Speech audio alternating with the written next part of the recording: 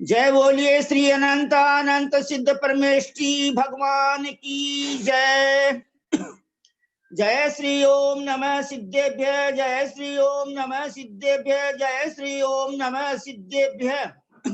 नमो अरहंताणम, नमो सिद्धाणम, नमो आयिरीयाणम, नमो उपज्जायाणम, नमो लोये सब्बसाहूणम। मन भजले पारसनाथ, उमरिया रह गई थोड़ी। मन भजले पारसनाथ, उमरिया रह गई थोड़ी। तुम समेद शिखर जी को जइयो, पारस प्रभु से कहियो, बुलवा लो अपने पास, उमरिया रह गई थोड़ी। मन भजले पारसनाथ, उमरिया रह गई थोड़ी। 1008 पार्श्वनाथ भगवान की जय।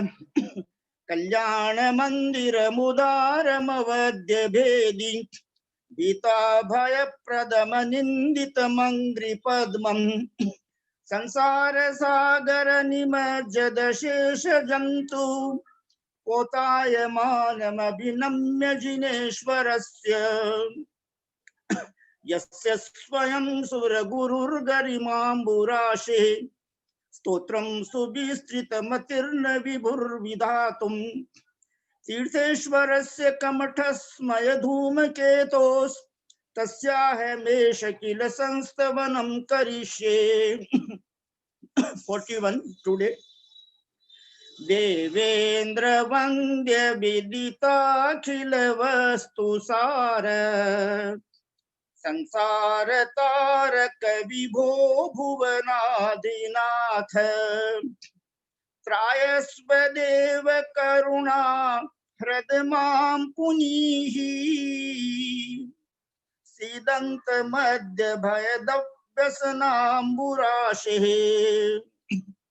परम आदरणीय जैनागम की प्रकांड विदुषी बहन जी, ललिता जी, नहीं पहले सोनू बहन जी, सोनू जैन जी सीए, आपसे विनम्र प्रार्थना है कि 41 श्लोक का हिंदी पद्यानुवाद सुमधुर ध्वनि में गाने की कृपा करें।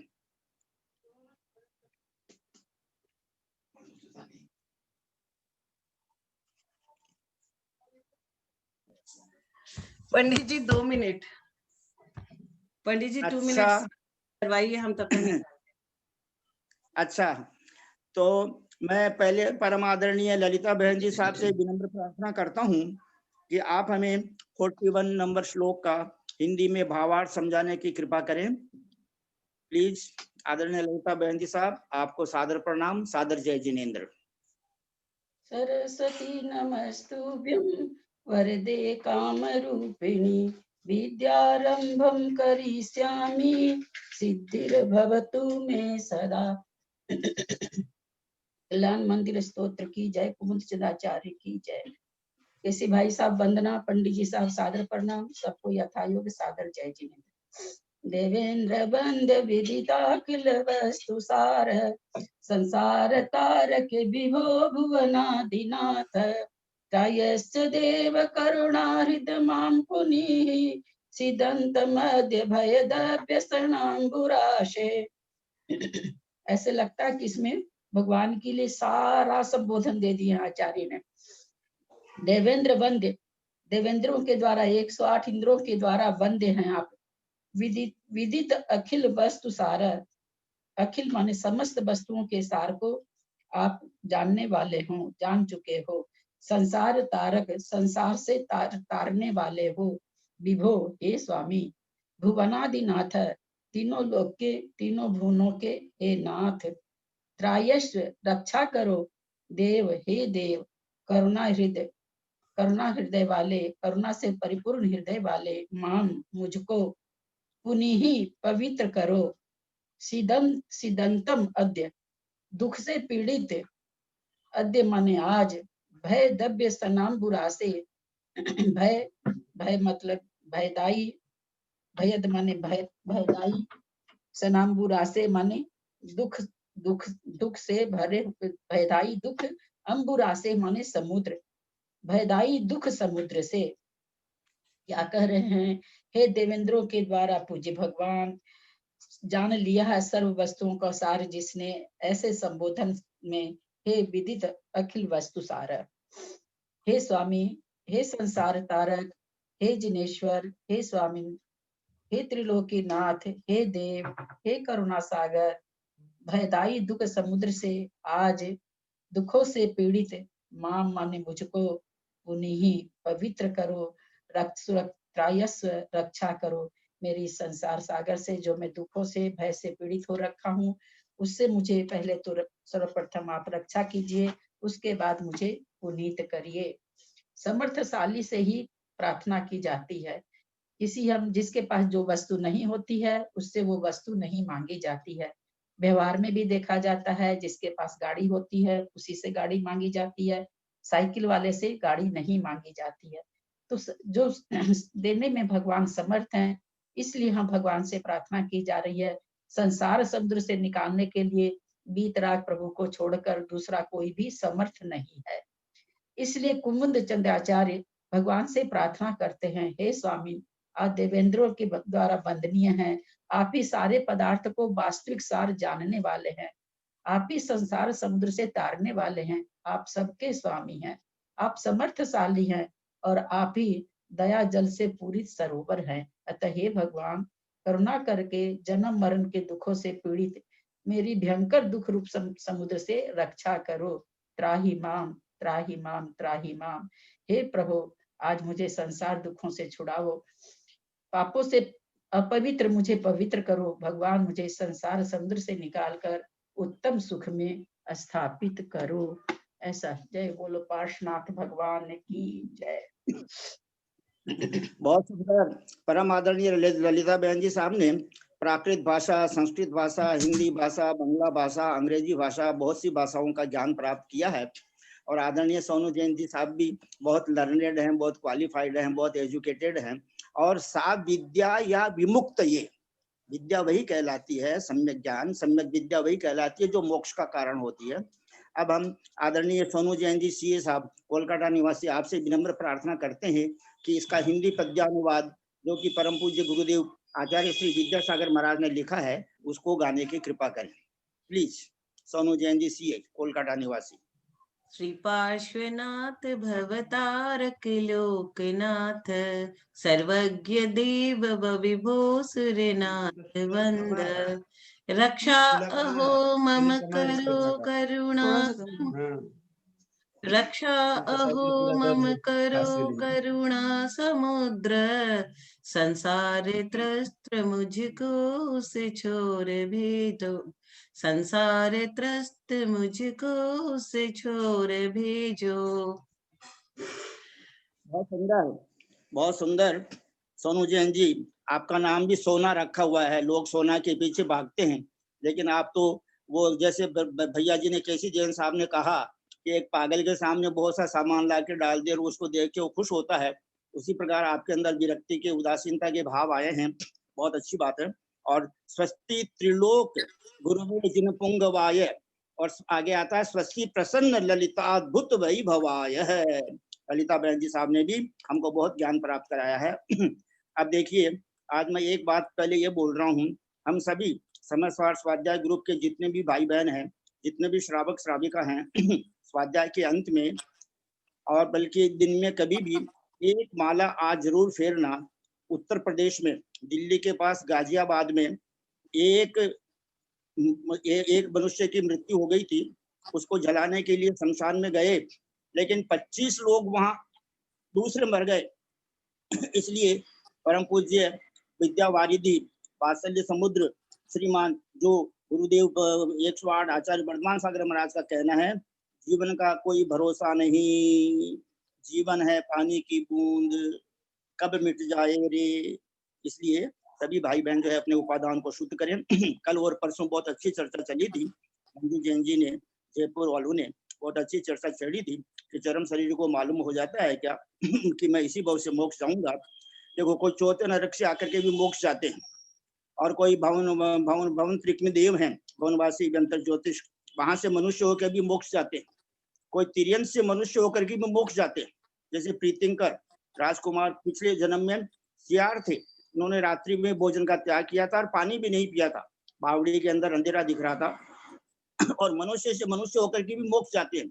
सुबह ग्वाला, अब ये मोक्ष गए कि नहीं गए, इसका स्पष्टीकरण कल सुदर्शन सेठ, जो वो सुबह ग्वाला मरकर सुदर्शन सेठ बन गए थे, तो इसका उत्तर आदरणीय ललिता बहन जी साहब देंगे, क्योंकि जैसे उन्होंने बताया सुकौशल मुनिराज और सुकमाल मुनिराज कहाँ गए, उसी प्रकार सुदर्शन मुनिराज के बारे में कल बताने की कृपा करना। और 3 इंद्रिय से 923 जीव मनुष्य बनकर मोक्ष चले गए, उपादान कारण सदृशम कार्यम भवति। हमको ये जो समय सार श्रवण का मौका मिल रहा है, ये अपने लिए उत्कृष्ट निमित्त है। अब आवश्यकता तो इस बात की है कि हम अपने उपादान को कितना विशुद्ध कर सकते हैं। गणधर भगवान उसी भाव से मोक्ष जाते हैं, विपुलमती मनप्रिय मुनिराज उसी भाव से मोक्ष जाते हैं, और सर्वावधि परमावधि अनंतावधि मोक्ष जाते हैं कि नहीं जाते हैं उसी भाव से। इसका उत्तर भी कल आदरणीय ललिता बहन जी साहब आप देने की कृपा करना। सच इंद्राणी 40 इंद्राणियां, एक इंद्र की आयु में मोक्ष चली जाती है, और दक्षिणेंद्र और सौदरहम स्वर्ग के 4 लोकपाल और लोकांतिक देव और सर्वार्थ सिद्धि के अहमिंद्र, ये सब जो है अगले ही भाव से मोक्ष जाते हैं। इस प्रकार अपने को भी बहुत अच्छा पुरुषार्थ करना चाहिए।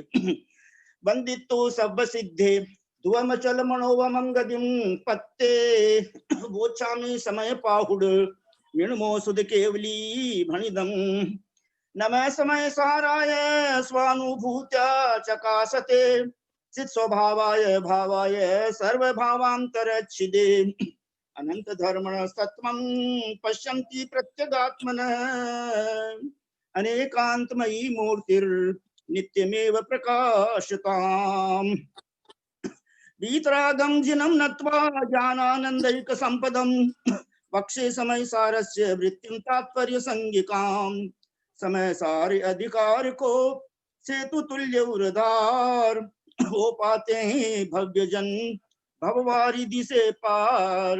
गाथा नंबर 264 पेज नंबर 245। क्योंकि पिछली 3 गाथाओं का उच्चारण कल आदरणीय भैया जी साहब ने कर दिया था, जो नीचे टिप्पणी में लिखी है। आउदयेन जीवदी जीवो एवं भणन्ति सवर्णो आउम चरण देसी तुमं कहंत ए जीविदम कदम तेसी। एक ही गाथा पढ़ रहे हैं। अब आदरणीय सोनू बहन जी साहब, आपसे विनम्र प्रार्थना यह है कि आप पहले पेज नंबर 244 पर, जो मेरे परम पूज्य गुरुदेव, मेरे परम जिन्होंने मेरे को जैन धर्म की शिक्षा प्रदान की, गुरुदेव आचार्य ज्ञान सागर महाराज ने जो विशेषार्थ लिखा है, पहले आप उसको पढ़ने की कृपा करना, और उसके बाद में 264 गाथा नंबर का हिंदी पद्यानुवाद, और कल के पद्यानुवाद तो कल के भी रह गए थे, उन तीनों पद्यानुवादों को भी गाने की कृपा करना, और आज के गाथा का भी पद्यानुवाद करना, और हिंदी जो अर्थ लिखा है वो भी पढ़ने की कृपा करना प्लीज। सोनू जैन जी सीए साहब, कोलकाता निवासी, आपसे विनम्र प्रार्थना। Page number 244। प्रत्येक प्राणी का जीवन उसकी आयु के ऊपर निर्भर है। यदि आयु निःशेष हो चुकी है तो वह कभी जीवित नहीं रह सकता, और अभी शेष है तो वह किसी का मारा नहीं मर सकता, क्योंकि कोई भी किसी की आयु को हड़प नहीं सकता। वह तो उपभोग के द्वारा ही समाप्त होगी। हाँ, उसका उपभोग 2 प्रकार से होता है, उदय से और उदीर्णा से। उदय से आयु का उपभोग होना समुचित मरण है, और उदीर्णा होना उपभोग से अकाल मरण कहलाता है। परंतु आयु का उपभोग होकर उसकी समाप्ति होना ही चाहिए, तभी मरण होगा, अन्यथा नहीं। रही निमित्त की बात, सो निमित्त मिलने पर भी किसी की मृत्यु नहीं होती, तो किसी की साधारण निमित्त से भी मृत्यु हो जाती है, और किसी के बिना निमित्त के भी। जैसे कि तलवार से मर्म की चोट लगने पर, तलवार से अगर मर्म की चोट लग जाए तो भी कोई नहीं मरता, तो कोई साधारण चाकू की चोट से भी मर जाता है, तथा मरने वाला बिना चोट खाए भी मर जाता है। अतः ऐसे अनियमित निमित्त को ज्ञानी महत्व नहीं देता है। शंका तो फिर आपके कहने में हम कुछ भी करते रहे, भले ही आंख मीच कर चले तो भी कोई दोष नहीं है। उत्तर है भाई, कुछ भी क्यों करते रहे, करना तो अज्ञान भाव है, बंद करने वाला है। इसके स्थान पर यों कहो कि कुछ भी नहीं करे, निर्विकल्प समाधि में लगकर आत्म तल्लीन होकर नवीन बंद न होने से ज्ञानी कहलाने के अधिकारी बने रहे। उस अवस्था में चाहे कुछ भी हो हमारा, उसमें क्या चारा है। यदि कोई मारता है तो अपने आयु की समाप्ति पर, और कोई जीवित है तो अपने आयु के बल पर, क्योंकि हमारा तो उधर उपयोग ही नहीं है। परंतु समाधि से चित होने पर यदि वहां विकल्प आए तो उसे मारने का विकल्प न करके बचाने का विकल्प करना चाहिए, जैसा कि बाली मुनि ने या विष्णु कुमार मुनि ने किया था, ताकि कर्म बंध भी हो तो वह शुभ हो, अनंत संसार के कारणभूत अशुभ कर्म बंध से बच जावे। अब यह विचार अज्ञान क्यों है, सो वे बताते हैं।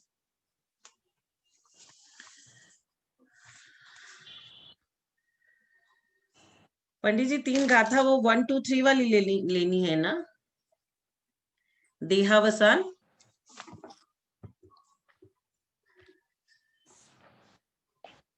हाँ प्लीज वही लेना है, दे क्योंकि इनका पद्यानुवाद हाँ, नहीं पढ़ा गया था। हाँ।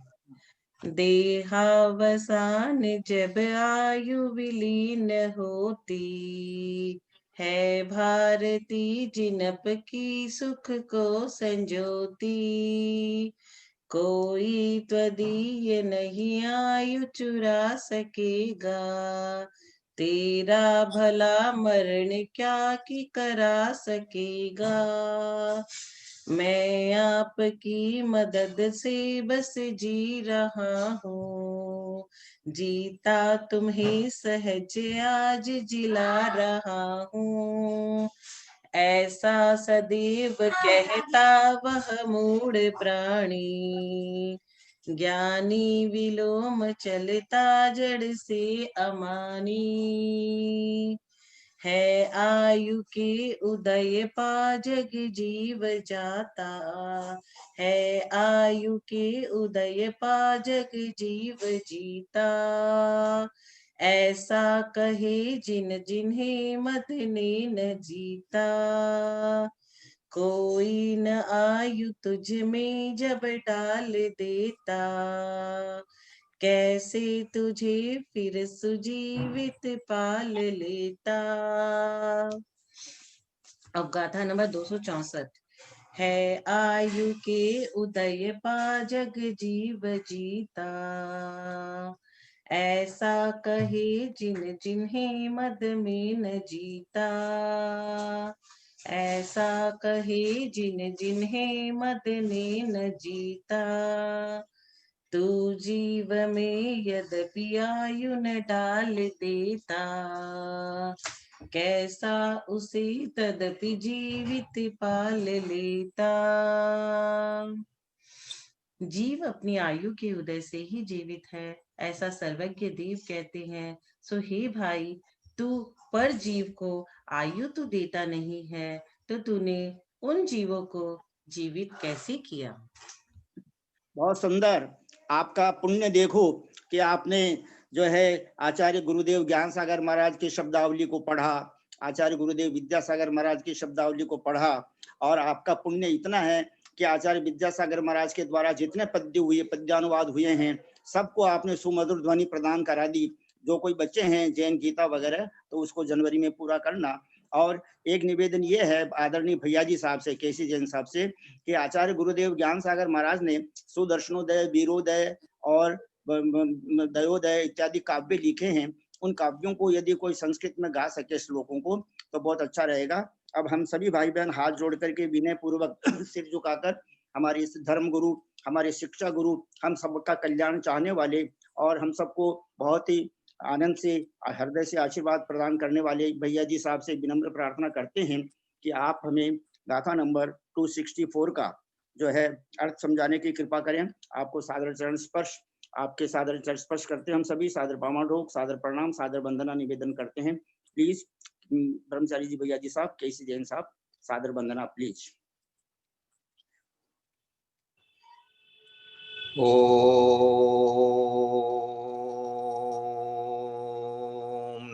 सिद्धेभ्यः ओम नमः सिद्धेभ्यः ओम नमः सिद्धेभ्यः। ओकारं बिंदु संयुक्तं नित्यं ध्यायन्ति योगिनः कामदं मोक्षदं चैव ओंकाराय नमो नमः। अविरल शब्द घनोग प्रक्षालित सकल भूतल कलंका मुनिभिरूपासित तीर्था सरस्वती हरतु नो दुरितान्। अज्ञानतिमिरान्धानां ज्ञानाञ्जनशलाकया चक्षुरुन्मीलितं येन तस्मै श्री गुरुवे नमः। श्री परम गुरुवे नमः। परम्पराचार्य श्री गुरुभ्यो नमः। सकल कलुषमिन्ध्वंसकं श्रेषां परिवर्तकं धर्म संबंधकं भव्य जी मन प्रतिबोधकारकं पुण्य प्रकाशकं पापप्रणाशकं इदं शास्त्रं श्री समयसार नामधेयम्। अस्य मूल ग्रंथ कर्तार श्री सर्वज्ञ देवास तदुत्तर ग्रंथ कर्तार श्री गणधर देवा प्रतिगणधर देवा तेषां वचनुसार माशाद्य आचार्य कुंद देवेन विरस्तम आचार्य अमृतचंद्र देवेन विरस्तम आचार्य जयसेन देवेन विरस्तम आचार्य ज्ञानसागर देवेन विरस्तम आचार्य विद्यासागर देवेन गुरुस्तम विरचितम विरचितम मंगलम भगवान वीरो मंगलम गौतमो गणी मंगलम कुंद कुंदाद्यो जैन धर्मोस्तु मंगलम। सर्व मंगल मांगल्यम सर्व कल्याण कारकम प्रधानम सर्वधर्माणां जैनम जयतु शासनम सर्वे श्रोतारे सावधानतया शृण्वन्तु।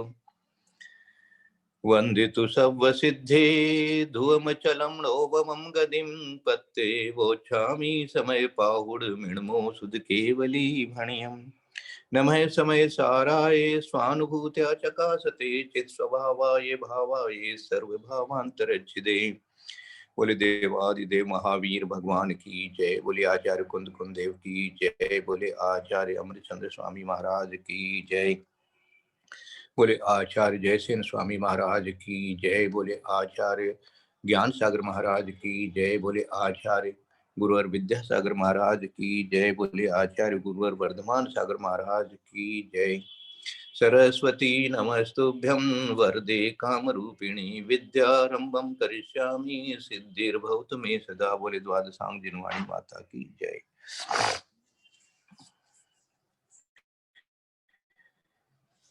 164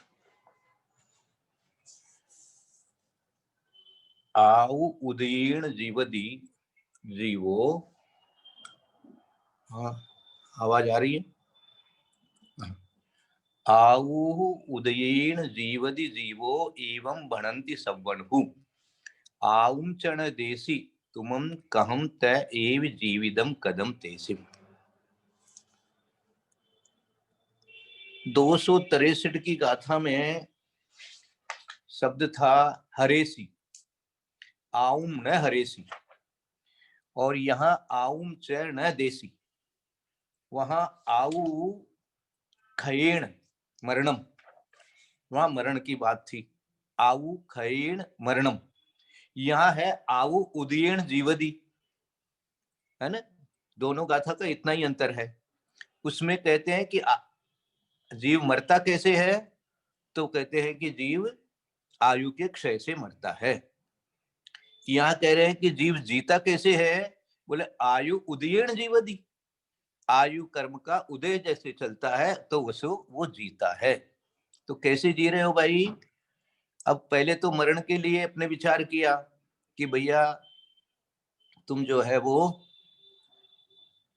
किसी को मार नहीं सकता और किसी का अपहरण नहीं कर सकता, प्राणों का चोरी नहीं कर सकता, ऐसे गुरुदेव ने शब्द लिख दिया। तो वहां तो मरण की बात है।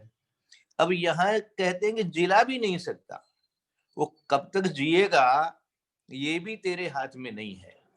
दोनों का अर्थ एक ही हो गया है कि जी रहा है तो वो भी अपनी आयु के कर्म के उदय से जी रहा है।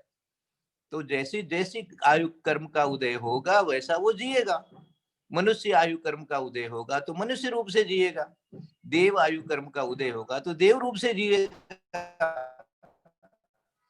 इस अपने अपने कर्म के जो आयु कर्म है उसके उदय से उसका जीना कहलाता है। तो आयु उदयेन जीवति जीवो एवं भणन्ति सव्वन्हु, ये कौन कह रहे हैं? सर्वज्ञ देव कह रहे हैं। वहां कौन कहा था? जिनवरेहिम पर्णतम।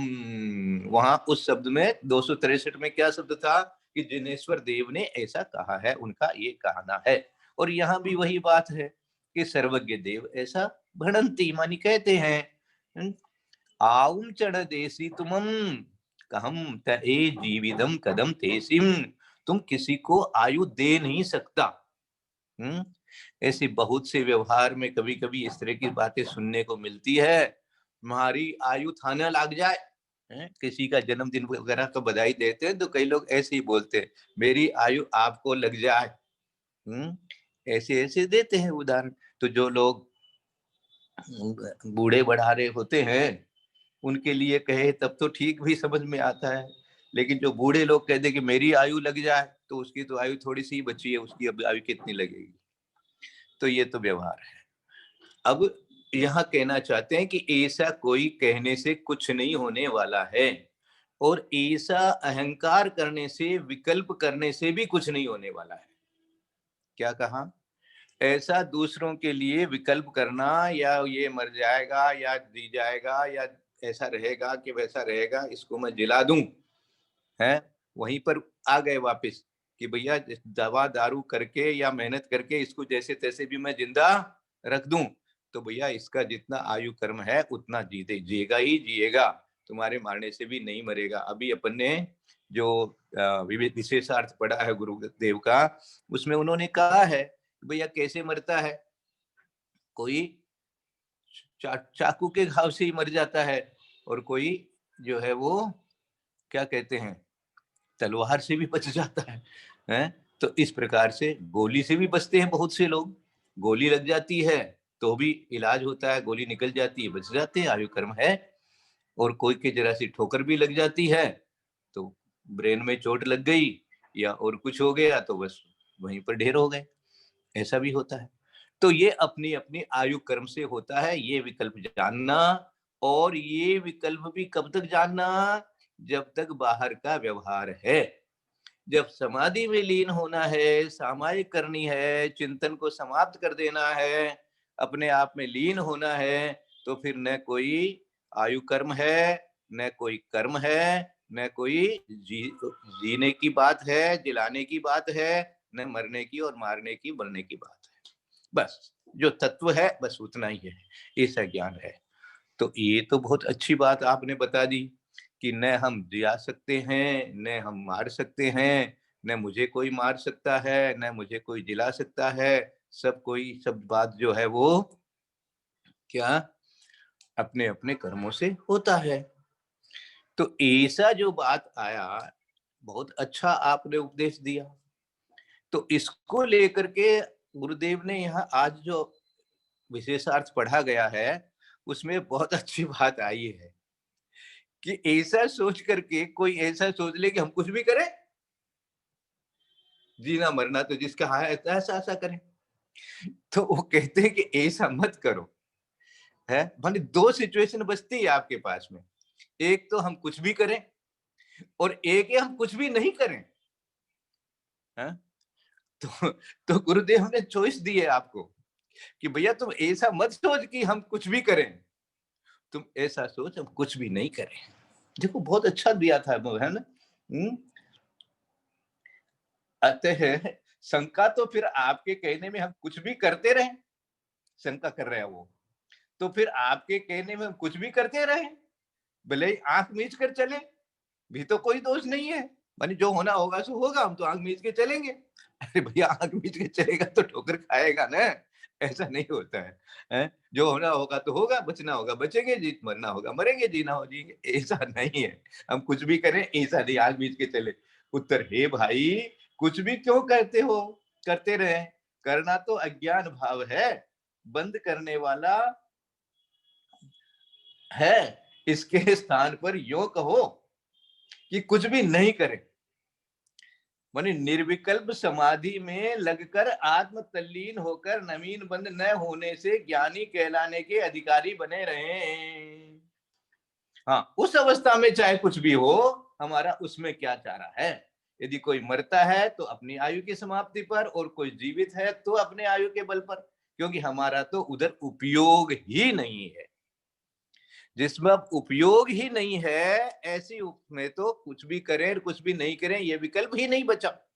लेकिन जब व्यवहार है तो हम कुछ भी करें, आंख मीच के चले, ये नहीं चलेगा, है, वहां विवेक को आपको रखना ही पड़ेगा और दवा भी करनी ही पड़ेगी, उपचार भी करना ही पड़ेगा। है, हमको तो मालूम नहीं है कि उसकी आयु कर्म कितना है। हमारा कर्तव्य जो है वो कर्तव्य, वहां पर कर्तव्य यही है, कर्ता बुद्धि नहीं कर्तव्य बुद्धि, ऐसा बता देते हैं गुरुदेव बार बार बार बार हम लोगों को।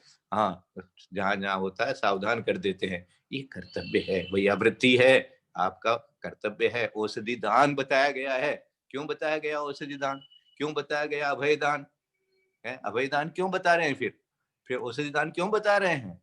तो ये सारा जो है इसीलिए है कि जहां आपका व्यवहार है, विवेक है, आप प्रवृत्ति में है तो इस प्रकार करेंगे, और जहां निवृत्ति है, जहां पर आप अपने आप में लीन हो रहे हैं, तो कोई विकल्प ही नहीं है।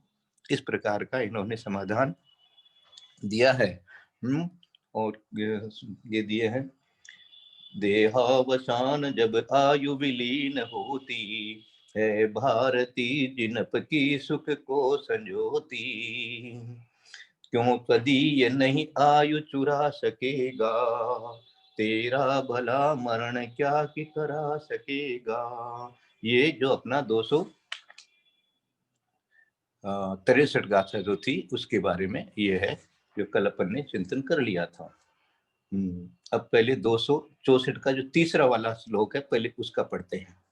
है आयु के उदय पा जग जीव जीता, ऐसा कहे जिन जिने मद ने न जीता, कोई न आयु तुझ में सब डाल जब डाल देता, कैसे तुझे फिर सुजीवित पाल लेता। ये आज जो 264 गाथा हुई है उसका ये पद्यानुवाद है। इसमें कह रहे हैं, है आयु के उदय पा जग जीव जीता। यहाँ जीने की बात जो हो रही है तो वो कैसे हो रही है भैया, आयु के उदय से जी है। आयु उदयीन जीवदी जीवो, है ना, जीव जो है आयु के उदय से जीता है आयु के उदय पा जग जीव जीता, ऐसा कहे जिन जिने मदने न जीता है, एवं भनंती सब्बनहु। ऐसा जिनेन्द्र देव कह रहे हैं। कैसे हैं जिनेन्द्र देव, जिन्हें मद ने न जीता। हम लोगों को तो मद जीत जाता है और उनको हाँ मद जीत नहीं सका। क्या समझे, कोई हमको गाली देता है, अपशब्द कहता है? और यदि हमको उससे गुस्सा आ जाता है या द्वेष भाव बनता है उस जीव के प्रति, तो मैं ऐसा सोचता हूं, बोलता हूं, चिंतन करता हूं कि वो जीत गया, मैं हार गया, वो जीत गया, मैं हार गया, क्योंकि मुझे गुस्सा आ गया। और यदि वो जो भी कुछ कहे और मैं रिएक्ट नहीं करूं, मैं समभाव रख लूं, तो वो हार गया, मैं जीत गया है। ऐसा मैं सोचता हूं हमेशा। अब ये तो बाहर की बात है।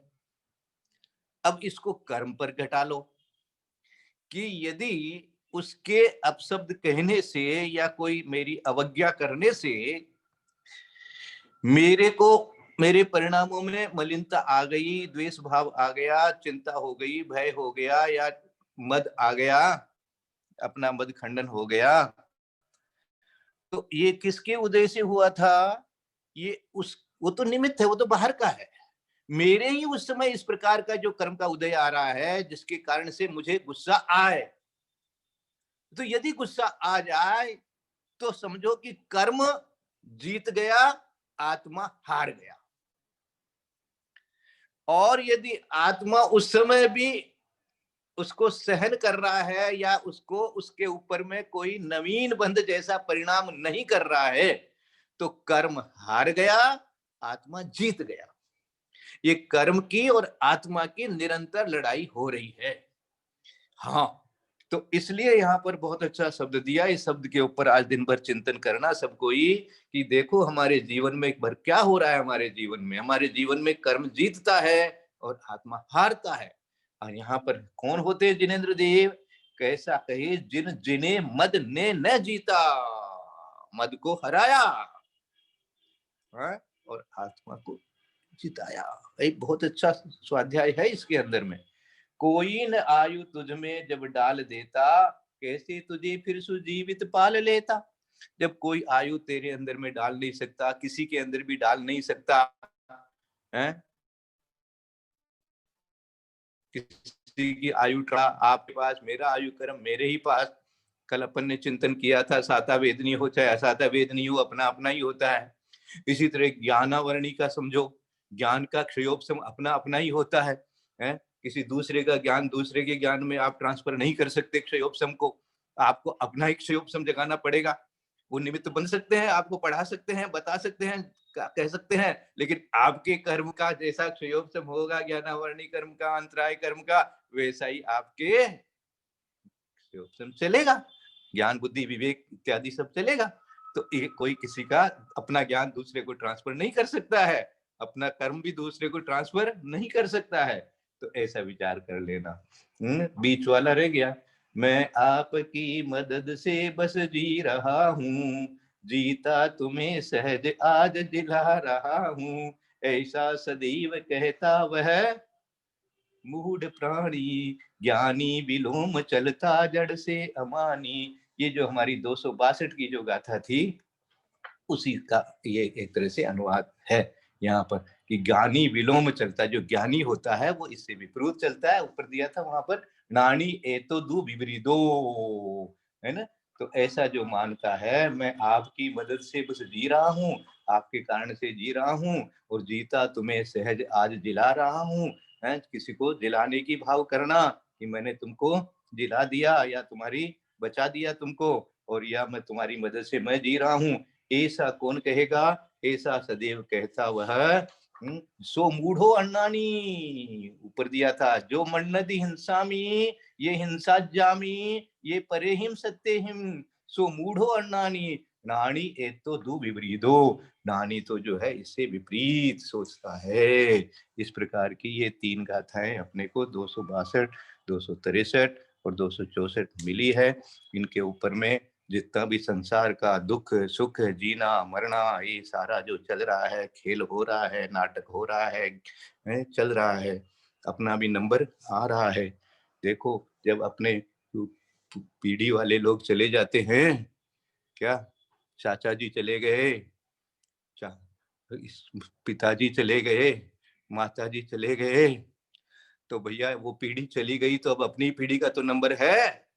हाँ, अब जिसके भाई भी चले जाएं तो समझो भैया अपनी पीढ़ी का ही नंबर है। ये सोच लो बहन चली जाए तो समझो अपनी पीढ़ी का नंबर आ गया है।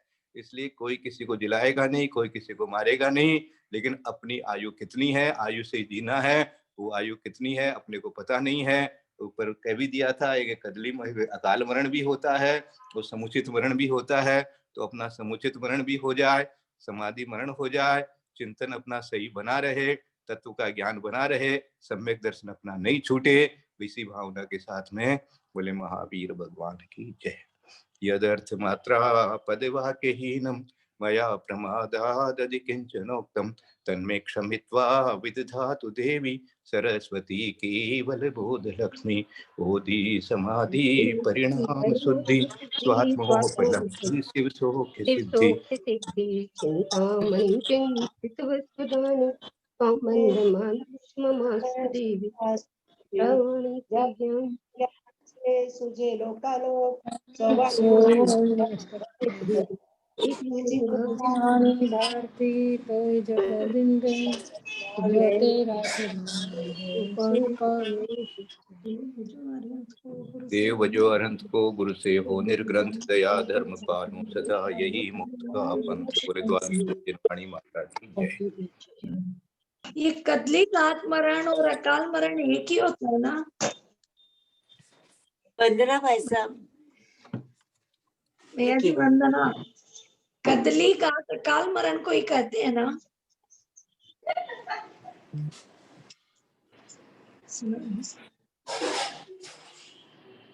वंदना भाई साहब, पंडित जी को प्रणाम। वंदना भाई साहब, सभी बड़ों को सादर प्रणाम।